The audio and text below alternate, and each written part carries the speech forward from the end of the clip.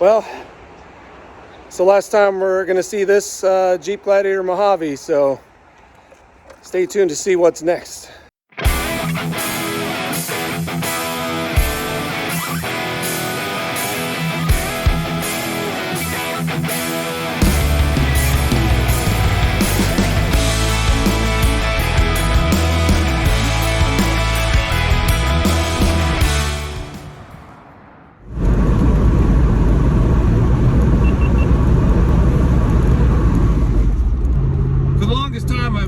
Jeep that has a V8. In fact, my first Jeep Wrangler Unlimited Rubicon, my 2008 JK Unlimited, with the old, it had the old 3.8 liter V6. I thought that thing was fine. I thought it was adequate. I kind of left the fast car world behind when I went into off-roading. I had the off-road bug. It's kind of changed my life in some ways, the things I like to do. I kind of ignored the fact that it was really sluggish, especially once you put a lift in 35-inch tires.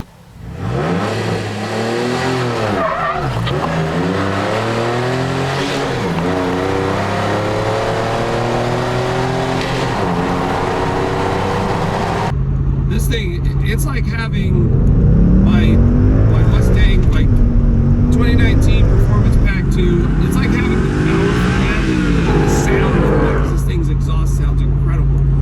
It's like having that with a truly solid axle, full-on off-road capable Jeep Wrangler Rubicon with front and rear locking diffs, sway bar disconnect. It's amazing. This thing is, I feel like this is my vehicle if there ever was one.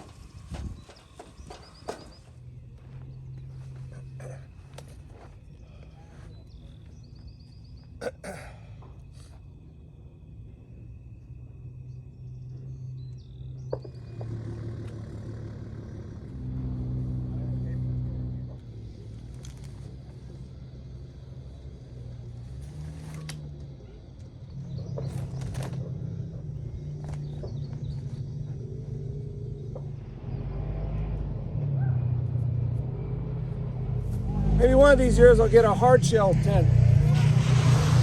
Well guys, welcome back to Hidden Falls Adventure Park. Today, I'm going to take the Rubicon 392 Extreme Recon out on the trails here and see how it does.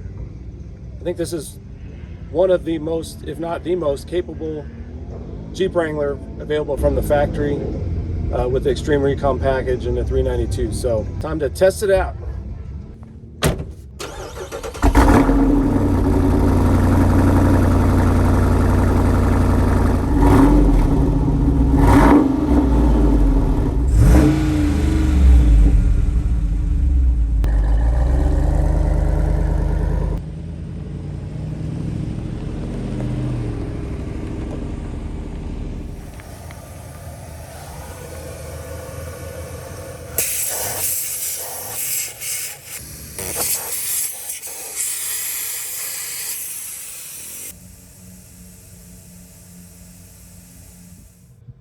As you can see, my tires are aired down. I decided to do upper teens, kind of give it, still retain some of its ground clearance, but give the tires some flex, less likely to have a puncture, and it'll ride better, and it'll also be able to adhere to the rocks better.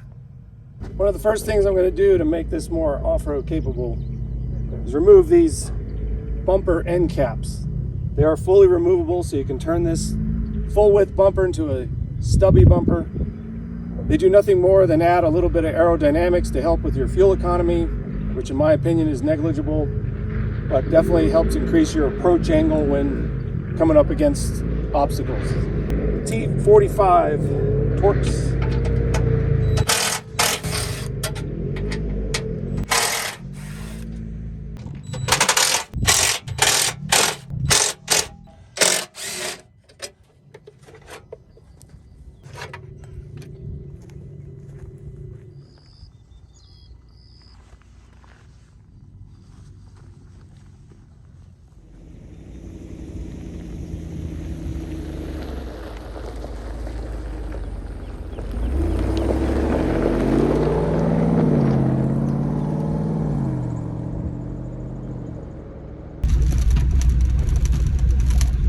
Start out by saying this thing rides really good, just in general on, you know, regular off-roading like this.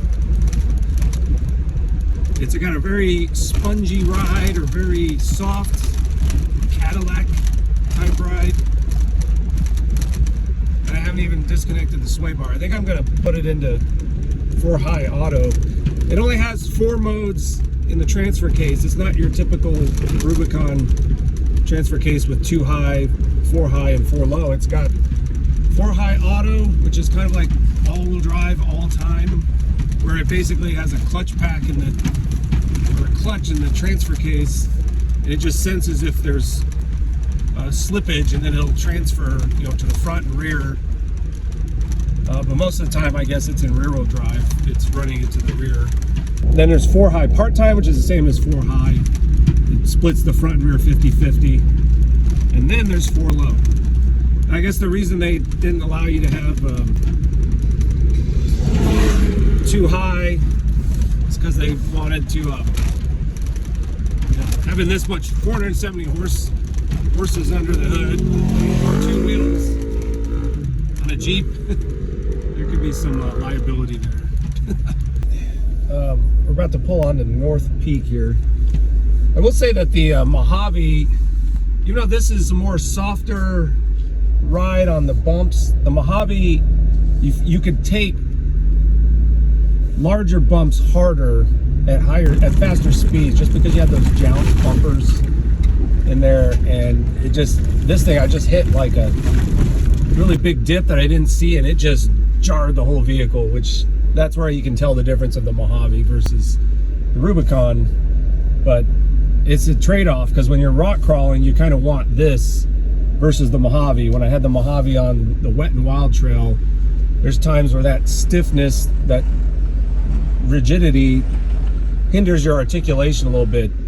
But speaking of articulation, part of the reason I want to take on North Pole is it's a really good test of your vehicle's articulation. It does have some off-camberedness to it. I'm still in 4 high here. I haven't even switched to low. It's just got so much torque. I might switch it to low. It's incredible.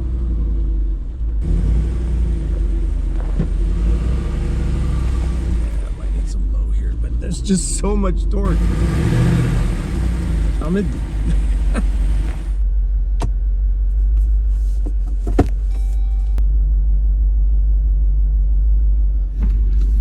Now I went ahead and put it into low here, just to give it a little more traction.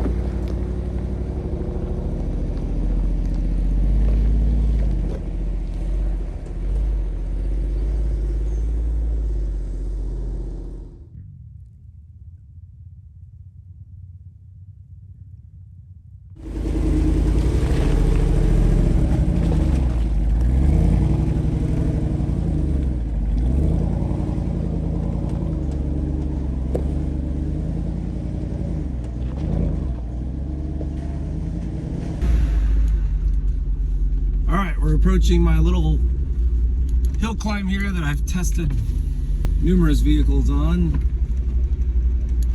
It's on the back side of Wildcat Mountain, coming in from the north.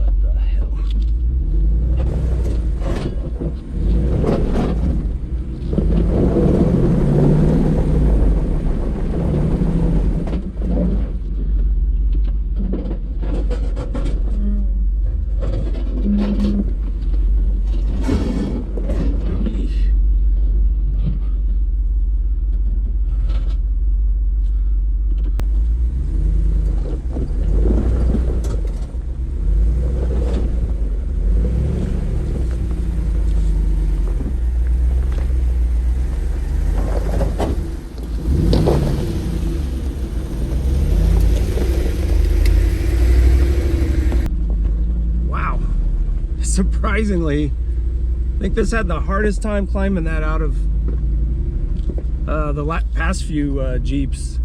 I think it's the tires, because they weren't biting at all. It was all terrains. Plus they were caked with mud from a little bit ago. So definitely want to get some mud terrains again. See the all-terrain tires here. Still got a little bit of mud. Some of it's slinged out, but mud terrains do a much better job of clearing, especially if they're done right. But I've only seen this on the 392s, but they have this little skid plate for the exhaust crossover there. And I believe I was hitting that a few times. I guess it does its job. The exhaust looks fine, but hit my rear diff couple times there, but you know, it's all armored up like a Jeep should be. It's really cool. It's from up on Wildcat Mountain. You can see where I camped last night.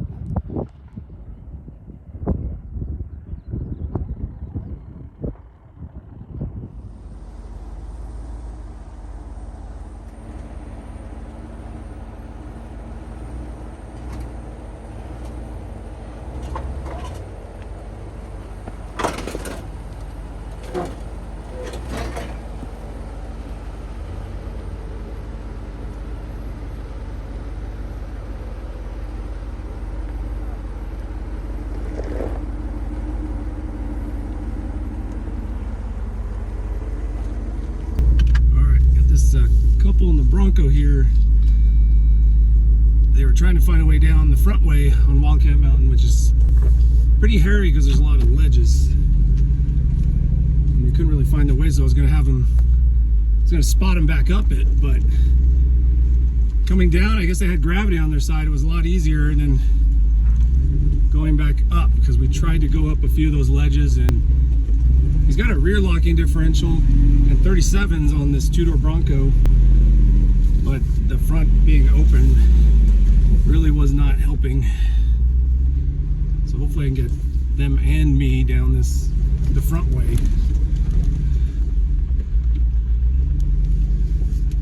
It's just kind of hard to see here. It's nice having this front facing camera.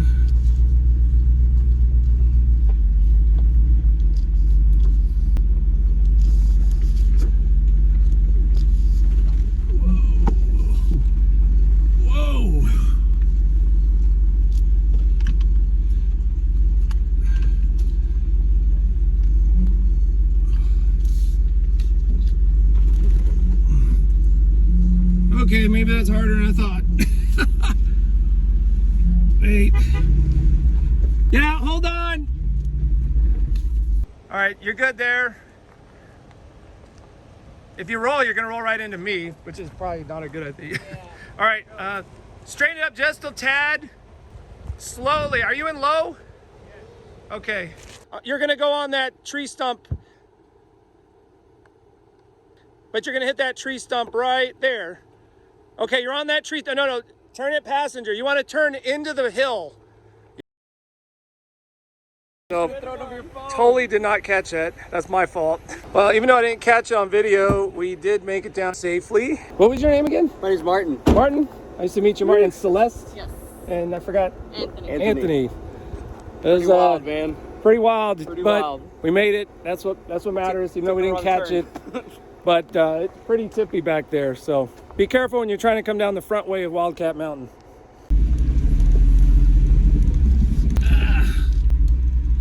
I thought we were out of the woods.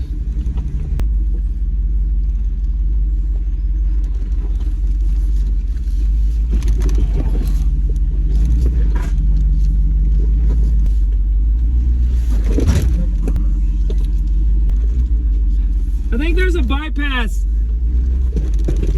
Ah.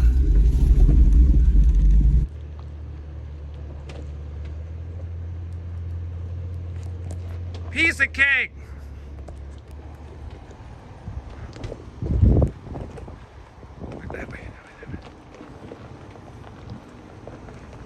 Keep coming, but you're gonna turn driver right before the edge. Turn driver now. Slowly, slow. Your left side, your driver's side's gonna drop first. We probably should have made that even. Driver. You're good. It's just 2 inches in the air. There you go. See, you're over it. Just driver a little more. Just a little. Now come straighten it up.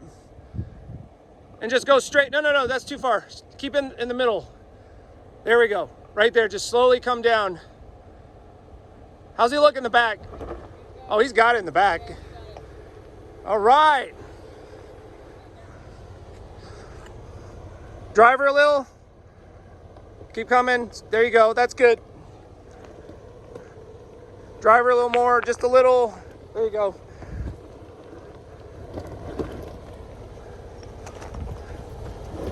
You're home free after that. Well, there's some boulders, but you'll be fine. Always turn into the hill. Drop.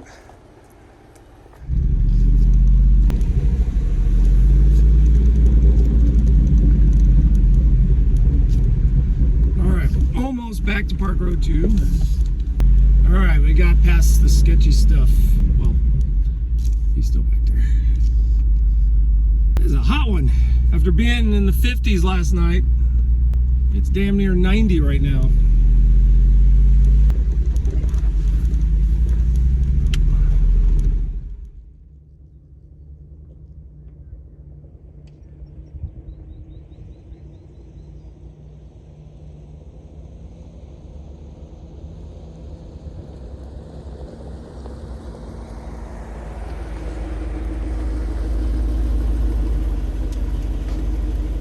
That's going to wrap it up here from Hidden Falls Adventure Park near Marble Falls, Texas. I hope you enjoyed seeing the Rubicon 392. Hit the trails, do a little towing, drive around basically. It's so much fun to drive, whether you're on-road, off-road, towing. It's the ultimate Jeep Wrangler. Stay tuned to the channel for more Rubicon 392 updates, more motoring adventures, and we'll see you next time. Take care.